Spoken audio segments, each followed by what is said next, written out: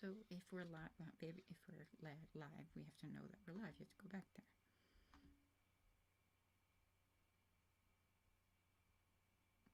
Hello, anybody there? Send us a message if you can see and hear us.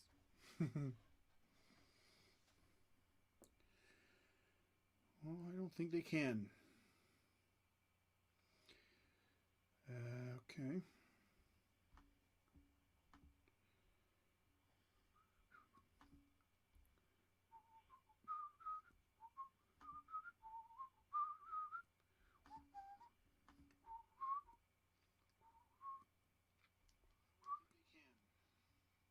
They can. This is on YouTube? Mm-hmm. We are live. We are live. Oh my gosh, so many things today, huh? Jeez Louise. Okay. So I guess we are. clearly they don't want us talking about New York City. Yeah, I know. The mob's after us. Good evening again, my friends. This is my beautiful wife, Raquel. Hi. So the people Will who you are introduce me too, or are you Yes, this is Daniel. He's the other part of. Oh, sure. Just go right in front of me.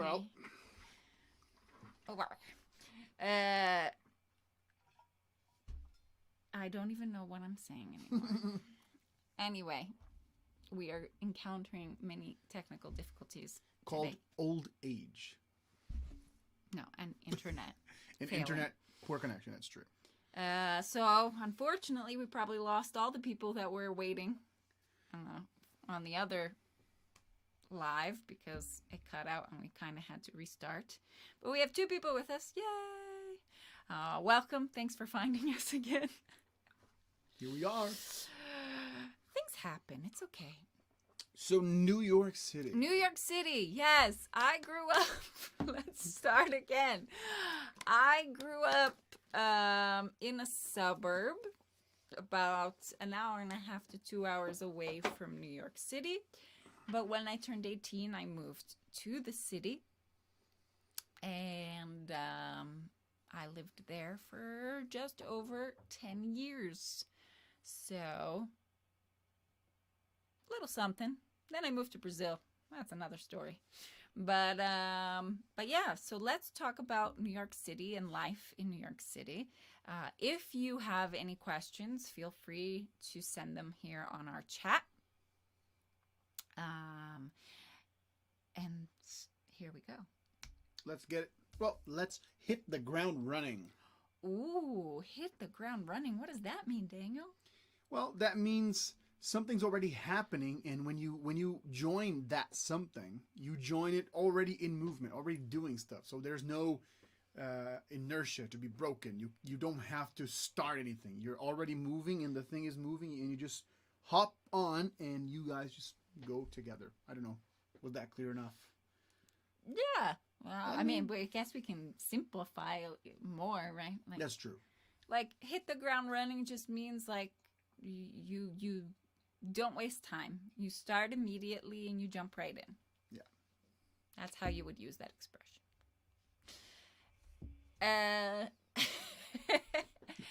So I'm going to start actually with a really good question that was sent via our Instagram story by one of our faithful followers, Lucas Oshikiri. And thank you, Lucas. Thank you, Lucas. Actually, he sent 2, but we'll get to the second one later. But I thought this was a nice place to start. And he asked if the culture in New York City is different from other places in the U.S. Fantastic question. Yes. Since I'm going to do very little of the talking today, I just want to say that my impression is New York is almost not the U.S. It's like a small wedge of the entire world. Yes. But it's unfair because it is the U.S. Yes. It's a beautiful thing that the U.S. has. And a lot of us look at the United States as this like bleak, uniform, boring, dumb, fast food eating culture. And it's totally not. And New York is a prime example of that. Yeah. So there are two, as always, there are two sides to this. Like some of it is good and some of it is bad. But New York has its own thing. New York is its own thing. It's its own world. And I mean, the city itself, and when I talk about New York City, I'm referring to all 5 boroughs, right? And the boroughs are just like divisions of the city itself, okay? And they each have their own flavor too.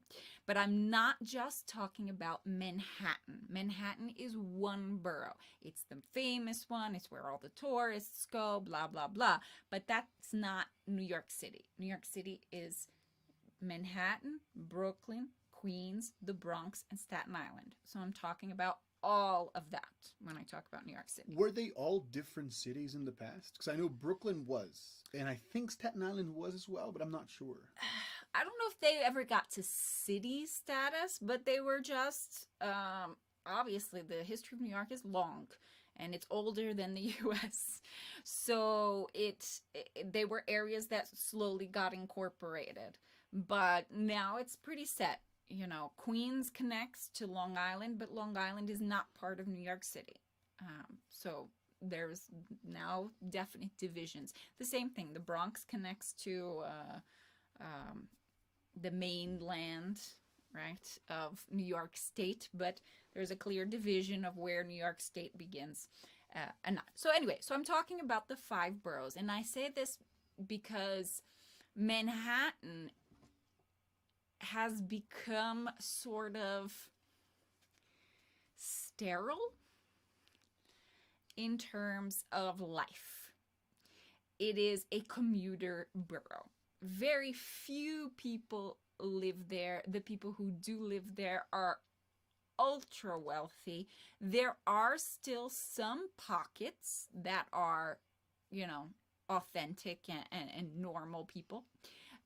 But they are in the minority, and they usually, you know, this is changing more and more. So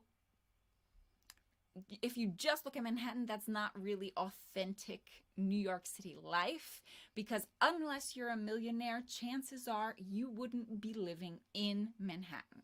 You would be living in one of those other boroughs, okay, and commuting to work. So, but the culture is very different, because there is no one culture, but at the same time, New Yorkers have a fierce pride in the city that kind of unites them and creates a semi-culture. And they know that this place is unique and that there's like pretty much no place in the world that's the same as New York. Rio has a little bit of that in its own way. Like the Cariocas have that. Oh, yeah, in terms of attitude? Yeah. Mm-hmm. Yeah, well, there are some parallels we can draw between New York and Rio. Well, world famous cosmopolitan cities are always going to have some traits in common. But anyway, so there is this. It is a slice of the world in one small place, all crammed and mixed together. It's fantastic. Let me ask you, let's start with this one, because I think it's better to end with this, right? Okay. So, from a personal point of view, what don't you like about New York? Because there's a bunch of stuff that you can mention. All right. Well, since we just answered Lucas's first question, we might as well start with Lucas's second question. And the second question he asked is it more expensive? Yes. Yes. It is not the most expensive city in the U.S. That honor goes to San Francisco, but it is in the top 3. So I don't know how these rankings change, but it's almost always in the top 3. It is extremely expensive, especially when we're talking about housing, renting an apartment, or buying something. That being said, and it isn't. Because, as I mentioned, in the outer boroughs, you have some areas that are less expensive, but there are also some areas that are very dangerous, like Brazil level, okay? I'm not talking about US. Oh, that neighborhood is not so good. No, there are like specifically in very specific neighborhoods, especially in Brooklyn, there are some like Brazil level violent neighborhoods. So you have to be careful about that. But there are also suburbs. And this is something that's very different from Brazil and from Rio, because Rio is the same. Rio is super expensive, right? Housing is exorbitant. All the prices are higher because it's a big city. New York's no different. However, in the New York region, there are many trains and bus lines. So there are suburbs outside of the city that are not as expensive. And so many people... Outside of the 5 boroughs. Outside of the 5 boroughs. Mm-hmm. So you go a little bit up into New York State, certain parts of Long Island, New Jersey have lots of more middle class, lower middle class neighborhoods where things are a little more reasonably priced. But there's still a train or a bus that will take you into the city for your job, because most people have a job in New York City. Like the population of Manhattan increases on a weekday, like, I don't even know, I think it's like 3 or 4 times because of this. So there's this. It's possible. Now, of course, depending on your level of income, if you're on the lower end and you want to live in a nice neighborhood and own a house or do that traditional thing, you're going to end up spending probably 2 hours commuting. So 4 hours a day commuting, getting back and forth from your job.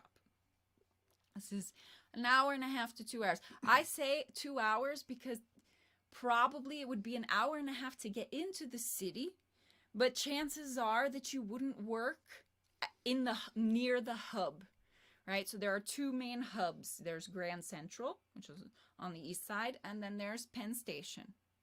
Okay, so usually people don't work right next to it. It's possible, there are lots of things, but more likely you're going to have to take a subway then to get there. So then I say about 2 hours total if you factor in everything, getting to the train station too from your house.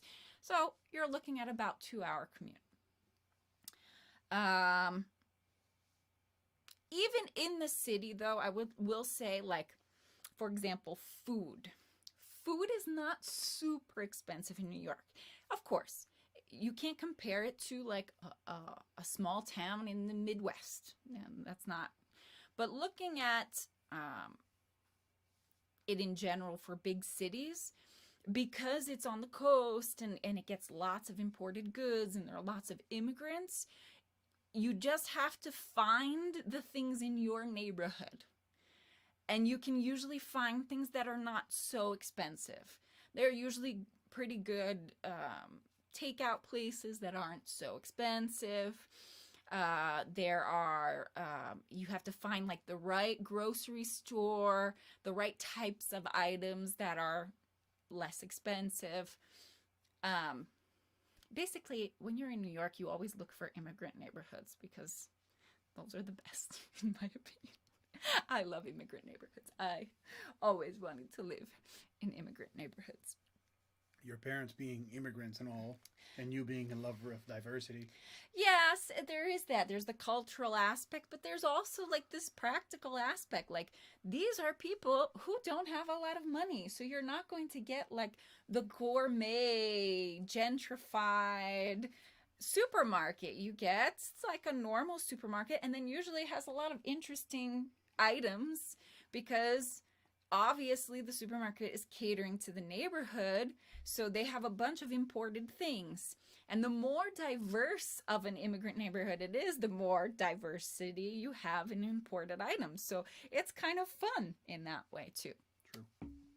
But okay, so the expense is a big deal. And this impacts a lot of other things that create life in New York City and what makes it so difficult. So because it's so expensive and because it's so hard to keep afloat. What does that mean? Or stay afloat, keep afloat. Yeah, stay afloat, keep afloat. This, afloat, right? Think of water, right? When you're swimming and you float on top, right? You don't want to sink because that means you're drowning and you're going to die. We don't want to die, right? So the idea is staying afloat when we talk about it in financial terms just means that you're making enough money that you're able to live and have a little cushion and not be panicking all the time, right? So in order for you to be able to do that in New York City, you need to work ridiculously hard, basically. And that is the culture in New York City. People work ridiculously hard, ridiculously long hours on top of their, 4 hours of commuting time. And it's become so much a part of life there that when you go out with people, that's what they talk about, how busy they are and how much work they have to do. And it's become a badge of honor, like who has it the worst or who is the busiest. And so there's a lot of pressure. People are under a lot of pressure constantly. And it's very competitive in every aspect of life, okay? Because yes, the job market is super competitive. Anything you can think of is that in which you want to work and or do something is going to be super competitive. But then, for example, if you're single, the dating scene is also super competitive and horrible. It's so not fun to date in New York City. So there's this. This is why, New Yorkers have the stereotype from outsiders who don't really interact that they are rude. But they're not. They're just always in a rush. And they're always super busy because they have to get to the next thing and they can't waste time. And it's like, life and death all the time. But if you actually stop someone and talk to them, they are usually super helpful and try their best to accommodate you in the time that they have. So depending on the moment you catch someone, it might be faster or slower. But I have never seen in my 10 plus years riding the subway every day and being on the streets, I have never seen someone who needed help for directions or because they were lost or they were looking for something and not get help from somebody. So this idea that they're rude, I think, is it's a misconception. It's a misconception because they're not. People are generally very nice. Of course, there are, mean people everywhere. So yeah, so there's this. There's the rush. There's all of that. What else? Obviously, if you live in New York City, or even somewhat New York City, you generally do not drive. Okay? It just doesn't make sense. The traffic is pretty bad. The parking is insane. Insane. There is no parking. And to put it in a garage, you are going to pay a lot of money. A lot. It doesn't make sense to drive. That's why so many cabs, right? That's why, especially in Manhattan. Now, once you get out into the outer boroughs, for example, once you get into Queens, but even though the parts in Queens that are still closest to Manhattan, most people don't have a car. But once you get further out, if you're getting closer to Long Island, you're in the Flushing area, here people start to have cars because things start to spread out a little more and it starts to get a little more car friendly. Okay, so In the outer boroughs, further away, Staten Island has a lot of cars because Staten Island is like a huge suburb, basically. But generally speaking, if you live in New York City, close-ish to Manhattan, having a car doesn't make sense. Even if you're in the suburbs, even if you have a car, you don't have a car to drive to your job. It's not for commuting. It's to go to the supermarket or go to a Costco that's like a little further away, but it's like worth it to save some money. Things like that. So it's like, oh, I live in New Jersey. I need a car for when I need to go to places in New Jersey, in my suburb. But when I go to work, I take the train or the bus. That's generally how it works. So, I mean, for me, that's a plus. Because I really, like, I like having a car for, like, road trips, like, on the weekend. But I'm not a person who loves driving every day. I love taking trains and buses, especially trains, because on buses I can't read, but on trains I can read. So I love that. So that one's kind of a plus for me at the same time. But yeah, the I would say the biggest drawback to living in New York City is the pressure, is the difficulty in being able to pay your bills and enjoy life, because you're just so busy trying to, okay, make sure you have enough money or whatever. If you have a steady job, then still they expect we're at 12, 14-hour days, because that's what everybody does. So if you're not doing that, you're just being lazy, and they can get somebody else who's going to do that. And so that atmosphere is probably the worst thing about New York City. What about the good stuff? What do you love about it? There is good stuff too. Unfortunately, because of that worst part, you don't always get to do it and enjoy it as much as you would like. And there is part of you that goes, but I have all these wonderful things around me. Why can't I enjoy them more often? I have a friend from, he's a bartender. He's originally from Rome. And one of the most fun things he ever said about New York, because he lived there, he bartended for 8 years in New York. And he said, man, I lived in Brooklyn for 7 years and in Queens for 1. And so New York for 8 years. And I left with the feeling that I had done very little. Me too. Because there's so much to do. I was there for 10 years and I feel like, okay, okay. But on the other hand, despite the fact that it wasn't so many things, the things I did do were kind of awesome, you know? Well, you know, when I was in university, I got to do all of the free things. Like, for example, Shakespeare in the Park. That I never got because you have to get the tickets, and it's tricky to get the tickets. But like, for example, I like Broadway a lot, and in the beginning of September every year in Times Square, they have a concert where the Broadway stars come and they do some numbers, and it's free, and you just have to get there early and be there.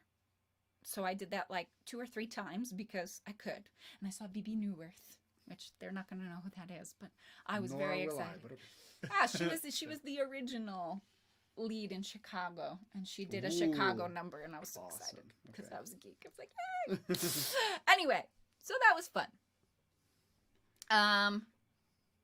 So these are fun perks. There are lots of events, free events. You know, watching, and especially when it comes nicer weather, they have concerts in Bryant Park and stuff. So if you have the time, you can, you know, see one of those. I didn't do it so frequently, but every once in a while I would be able to do one or another thing. I guess if you have money in the bank, New York is a great place to vacation, isn't it? Well, if you're rich, it's a great place to live, but True. I wasn't rich, so I was struggling a lot. Other things that I got were because a lot of the most wonderful moments that I had in terms of culture and concerts and shows, for example, were because I worked there. That was the only way I got to see things. So, for example, when I was in university, I was a theater major, and my work study, which is when the university gives you a job so that you can earn some money to help pay for your expenses as a student. But I was a theater major, so my work study is that I was an usher at the theater that they rented out. And because of that, I saw the theater got rented out by Tony Randall, who was this old actor who had been famous way back when, and he started a theater company that would show their shows there.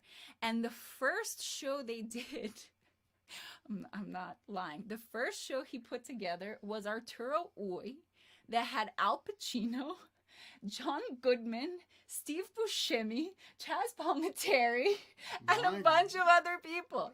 My God. And you got to see them on stage for free. And I got to see them on stage for free because awesome. I worked there. And so you just pick a night. Like, oh, tonight's my night. I'm going inside. Okay. And you stand by the door and do your job. You have to, watch out for things, but you get to watch. So, yay.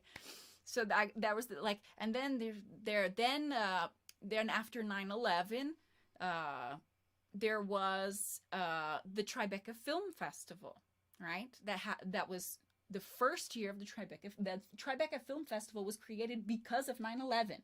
Really? Was. Is it De Niro? Yes, De Niro wanted to pump money into Lower Manhattan.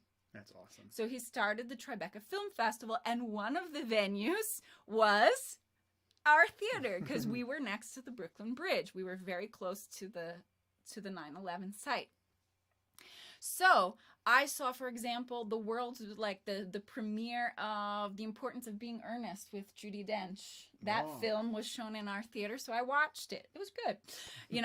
They had a round table with Martin Scorsese talking about Gangs of New York and how he put it together, and I got to see that. But it was just because I worked there, but that's the thing about New York. Sometimes you get these perks just because you're there, not because you did anything special or you had the money to pay for it. And I don't know if you have that feeling. I mean, I am an outsider and forever will be, but you kind of pick up this in the air if you're paying attention to the city. Like stuff actually really happens here. Yeah. You are at risk of turning a corner and, seeing someone that you really admire or someone really famous, or you walk into a theater and you watch a splendid performance that would never make it to, for example, Curitiba. It never gets here. So I know it's an epicenter of, culture and. Yes. Well, and for example, and people recognize, because of the culture of New York, if you are someone who is really hardworking and puts in your dues and whatever, and people get along well with you, then you get a little added, right? People usually recognize that, which isn't always true. Not even in New York, but I see in the world that I was in, this did happen. And I was a really good usher. Because I'm a friendly person. I was always smiling. I figured out exactly what doors every seat needed to go to, and I would always send people to the correct door. So what ended up happening? The Tribeca Film Festival was doing its premiere, and I was put at the front, at the door for the orchestra seats, not for the balcony. And what did that mean? It meant that I was ripping tickets for people like Harrison Ford and Bon Jovi, and they're just here to see and inside I'm like, this is weird, but I can't do anything because I'm working. So I was very professional the whole time. But I wouldn't be. But I was very excited. This is so strange. I feel like I'm in a different world. Who are these people? Jennifer Connelly, I saw her. She was pregnant. Mr. Solo this way. She was pregnant at the time. She nobody knew she was there. They kind of came in later because she was pregnant. She didn't want the attention. Yeah. But then she went to the bathroom and then she's was sneaking in later. And I was like, hey, it's Jennifer Connelly. She's pregnant. That's cool. So these things happen, So it's kind of fun, in that way. I also, when I left school, I started ushering at Jazz at Lincoln Center because they had just opened and they weren't a union house yet. I don't know if they are now, but at the time they were not union.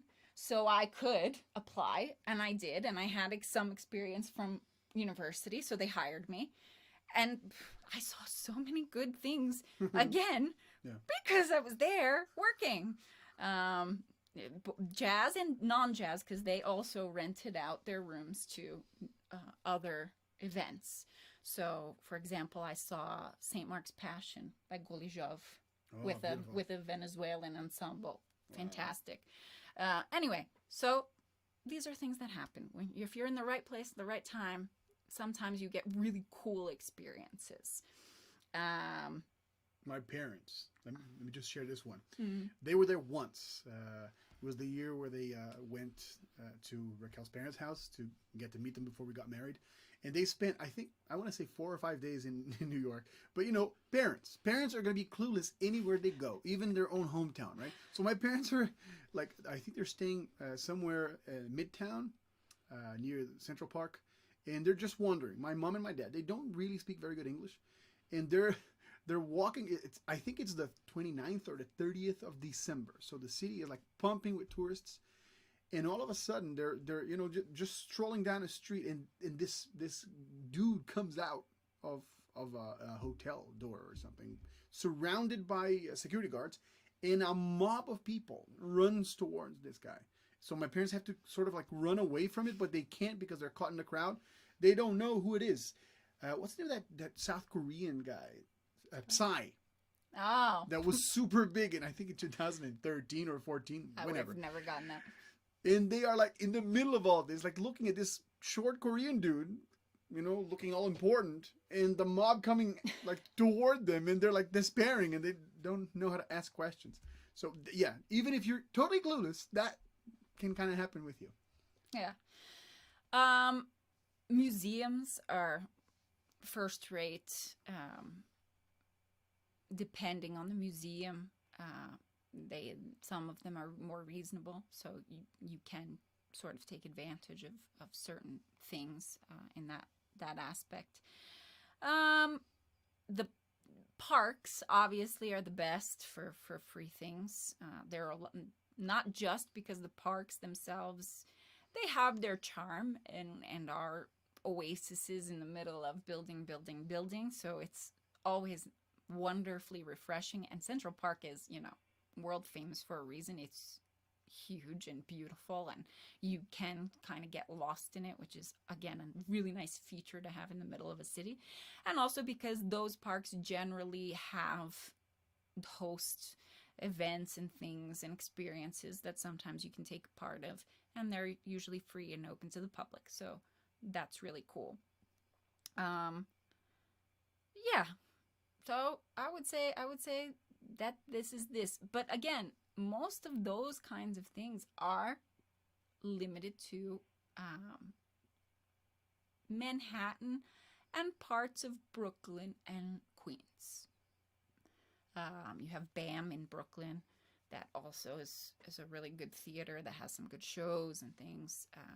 You have Long Island City in Queens that has lots of great galleries and a very rich art scene. But architecture, it's a feast, right? Where? The whole city. Oh, the whole city. And it's free. So. Well, if you're into history, art, culture, it's an old city. It's sure, in comparison to Europe, it's still relatively new but for the US, it's one of the oldest cities.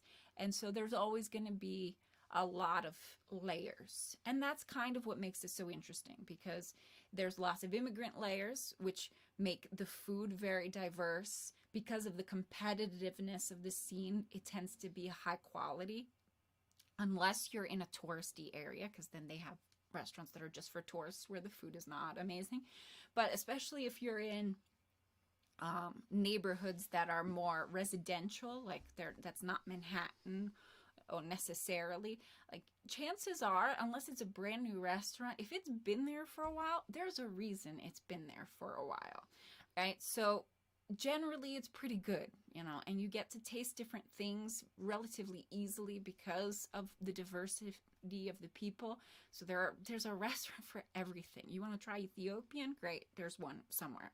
Like, you can think of a place and chances are there's somewhere there's going to be a restaurant with that. And we can get into whether it's authentic or not, or if it's been Americanized, but at least it's something slightly different, if not completely different, to try.